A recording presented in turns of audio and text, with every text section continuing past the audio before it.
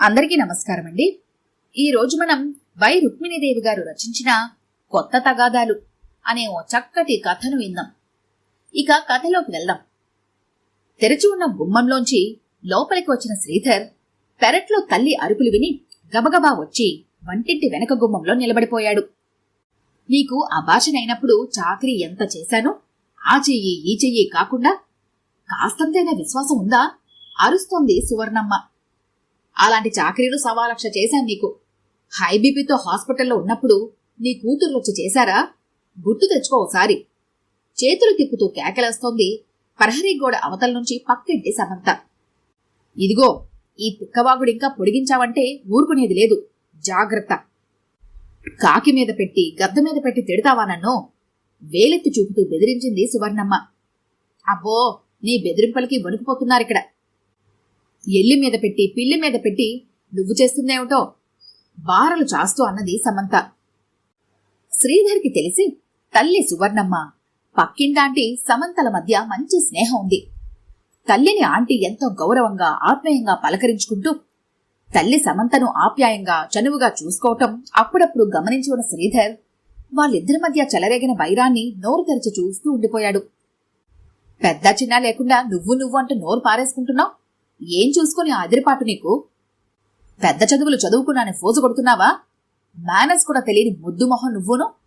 చేదరించుకుంటూ గొంతు నరాలు ఉబ్బిపోయేంతగా గట్టిగా అన్నది సువర్ణమ్మ. ఓహో, మర్యాద అనేది ఒక పక్క నుంచే రాదు, 2 వైపులా ఉండాలి. నువ్వు నన్ను పురుగును విదిలించినట్లు విదిలిస్తుంటే నేను నీకు వంగి వంగి దన్నాలెట్టాలా? దబాయించి అడిగింది సమంత. అబ్బో, చేతులు మరింత బారగా చాచి అన్నది సువర్ణమ్మ. మర్యాద అనేది నువ్వు నాకు చెప్పొచ్చావా? అత్తగారిని కనీసం మనసుతోనైనా పలకరించలేని నువ్వు ఓ మనిషివేనా? ఆ పద్దావిడికి పట్టెడి మెతుకులు పెట్టడానికి నీ చెయ్యెప్పుడైనా వచ్చిందా? చేతివేళ్లు విరుచుకుంది. కోడలు కొడుకు చనువుగా మాట్లాడుకుంటుంటే కళ్లతో చూడలేని సోర్పనఖవి నువ్వంటున్నావా నన్ను? మా అత్తకు నేను పెట్టకపోతే నువ్వొచ్చి రోజు తినిపిస్తున్నావా ఏంటి? సమంత మాటల్లో రోషం పొంగింది. సిగ్గులేదు? నీ అత్తకు నేనొచ్చి తినిపించాలా? రివ్వున ప్రహరీ గోడ దగ్గరకు వెళ్లబోయిన తల్లిని చప్పున వచ్చి పొదవు పట్టుకుని వంటింట్లోకి లాక్కెళ్లాడు శ్రీధర్. శ్రీధర్ సువర్ణమ్మను లాక్కెళ్లటం చూసి సమంత తను తగ్గి ఇంట్లోకి పోయింది. ఆ మర్నాడు శ్రీకర్ ఇంటికి చేరేటప్పటికీ సువర్ణమ్మకు సమంతకు మళ్లీ తగాదా జరుగుతోంది. శ్రీకర్ సువర్ణమ్మ గారి పెద్ద కొడుకు. ఏదో మాట వరుస కన్నాను, నీ అనసూయమ్మ నువ్వు ఎలా చేస్తే నాకెందుకు?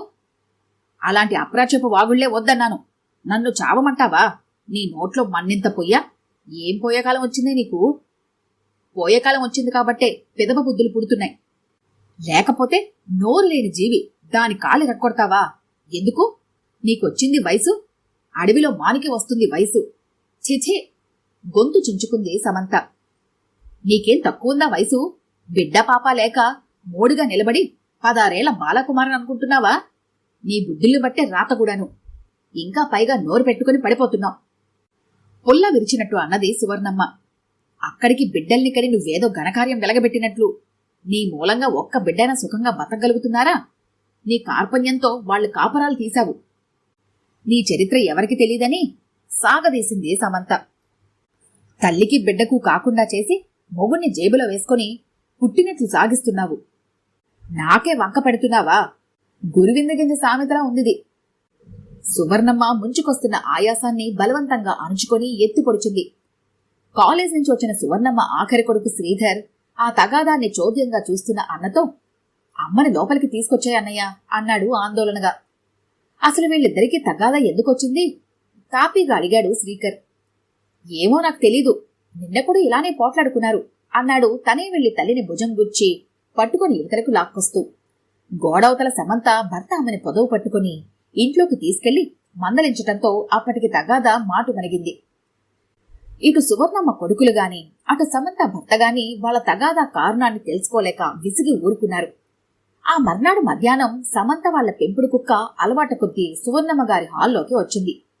ఎప్పుడూ దాన్ని ముద్దు చేసే సువర్ణమ్మ, చిచి ఓ బయటికి, విశ్వాసం లేని పీనుగా అంటూ చారుగరిట విసురుగా విసిరింది దాని మీదకి. ఆ గరిటె వెళ్లి కుక్క కాలికి బలంగా తగలటంతో అది కుయ్యో అంటూ కాలు కుంటుకుంటూ వెళ్లటంతో ఆ ముందు రోజు పిల్లి కాలి దెబ్బకే మండిపడిన సమంత కుక్క కాలు చూసి అగ్గి మీద గుగ్గిలమైపోయింది. ఎవరికొచ్చింది మాయరోగం?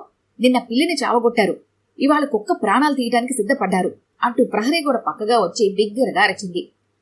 చారు పోపు పెడుతున్న సువర్ణమ్మ చప్పున స్టవ్ ఆపేసి పెరట్లోకి వచ్చింది. కుక్కల్ని ఇళ్ల మీద కొదిరి ప్రాణాలు తీయడానికి చూసేది నువ్వా నేనా? ఒళ్ళు దగ్గర పెట్టుకుని మాట్లాడు. సమయానికి చేతిలో ఉన్న పప్పు గుత్తే ఊపుతూ అన్నది. నీ ప్రాణాలు తీయటానికే కుక్కను పెంచుకున్నానా నేను? పప్పు గుత్తి పట్టుకుని కొట్టడానికి వస్తున్నా? నీ జోరంతా నోరు వాయలేని జీవాల మీద చూపిస్తున్నా? నువ్వసలు మనిషి జన్మెత్తావా? సమంత అసహ్యంతో కాండ్రించి ఉమ్మేసింది. నీకెంత పొగరు? నా మీద ఉమ్మేస్తావా? నీకు దమ్ముంటే గోడ దాటిరా, నోట్లోకి మళ్లీ ఉమ్మి రాకుండా నొక్కేస్తాను రొప్పుతూ అంటూ చేతిలో పప్పుగుత్తి గోడమెంచి గిరాటెట్టబోయింది సువర్ణమ్మ. ఊపు చాలకపోవటంతో అది గోడకు తగిలి యువతలకి పడిపోయింది. అయ్యో, ఈ దరిద్రపు గొట్టుదాంతో ఇన్ని మాటలు పడాల్సి వచ్చిందే నాకు. బీపీ రైజ్ అవ్వగా బావురుమంది సువర్ణమ్మ. ఆ రోజు ఆదివారం అవటంతో ఇంట్లోనే ఉన్న సువర్ణమ్మ కొడుకులు, సమంత భర్త సువర్ణమ్మ ఏడుపు విని ప్రహరీ గోడ దగ్గరకు పరిగెత్తుకొచ్చేశారు. చూశారా, ఆవిడ నన్ను పప్పుగుత్తితో కొట్టబోయింది, మన కుక్క కాలు విరగ్గొట్టి ఇంకా వేషాలేస్తుంది. ఉక్రోషంగా భర్తతో ఏదేదో చెప్పేస్తున్న సమంతతో ఆవిడకు బీపీ బాగా ఎక్కువై కొలాప్స్ అయినట్లుంది. ఇంట్లోకి మోసుకెళ్తున్నారు. ఇంట్లోకి తగలడు అంటూ సమంతను చంప మీద చాచి లెంపకాయ కొట్టాడు ఆమె భర్త శశికాంత్. మీరు నన్నే కొడుతున్నారా? బోరుమంది సమంత. బలవంతంగా ఆమెను నెట్టుకుంటూ లోపలికి తీసుకెళ్లి కుర్చీలో పోలేశాడు శశికాంత్. అసలిదంతా ఎందుకొచ్చింది? గద్దించి అడిగాడు. నేనేదో చనువుగా అనసూయమ్మ గురించంటే ఆవిడికి పొడుచుకొచ్చింది. మంచి చెడు ఆలోచన లేకుండా భాగోతం మొదలెట్టేసింది. వెక్కిళ్ల మధ్య చెప్పింది సమంత. ఇంతకీ అనసూయమ్మెవరు? సరిగ్గా అదే సమయంలో ఇదే ప్రశ్న కొడుకులిద్దరూ జమిలిగా అడిగారు తల్లి సువర్ణమ్మను. అనసూయమ్మ హాస్పిటల్లో ఐసీయూలో ఉంది. 4 కింద ఉంచిన బీపీ మాత్ర కరిగి మత్తు ఆవరిస్తుండగా నెమ్మదిగా అన్నది సువర్ణమ్మ. పక్కింట్లో సమంత కళ్ళు తెరుచుకొని చిన్నగా దగ్గి, ఆ అనసూయమ్మ విసురంతా చూపించి అడుగులేస్తుంటే మెట్లమించి జారిపడి దెబ్బలు తగిలించుకుని హాస్పిటల్ పాలైంది అని చెప్పింది భర్త శశాంక్తో. ఆవిడ హాస్పిటల్లో ఉంటే ఇక్కడ మీరంతా హంగామా చేయటం ఏమిటి? అసలు ఎవరి అనసూయమ్మ? కుతూహలం ఆపుకోలేక అడిగాడు శ్రీకర్. ఆ అనసూయమ్మగారి కోడలే, శశిరేఖే. కనపడకుండా తోసేసిందని మొండివాదన మొదలుపెట్టిందండి ఈవిడ. అందుకే ఆ సువర్ణమ్మ మీద నాకు ఒళ్ళు మండింది. భర్త గుండెపై తల ఆంచి వెక్కుతూనే చెప్పింది. ఆవిడంటే అంత అభిమానం ఉన్నవాళ్లు హాస్పిటల్కెళ్ళి చూసుకోవాలి గాని ఈ కొట్టుకోవటం ఏమిటి? శశికాంత్ విస్తుపోతూ అన్నాడు. సువర్ణమ్మగారు పూర్తిగా మొత్తులోకి వెళ్ళిపోవటంతో అనసూయమ్మ ఆరా సరిగ్గా తెలియని కొడుకులు అయోమయం అయిపోయి ఆమె మంచానికి అటుపక్క ఇటుపక్క ఉసూరుమంటూ కుర్చీలో కూలబడ్డారు. ఇంతకీ ఆ అనసూయమ్మగారికి ఇప్పుడు ఎలా ఉంది? కన్ఫ్యూజ్ అయిపోతూ అడిగాడు శశికాంత్.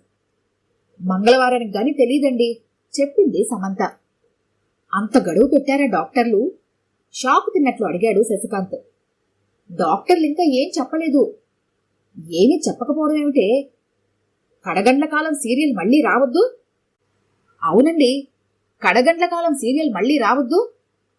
కొన్ని క్షణాలు అవాక్కై ఉండిపోయాడు శశికాంత్. తర్వాత తేరుకుని, ఇదంతా సీరియల్ గురించా అన్నాడు వస్తున్న నవ్వుని ఆపుకుంటూ.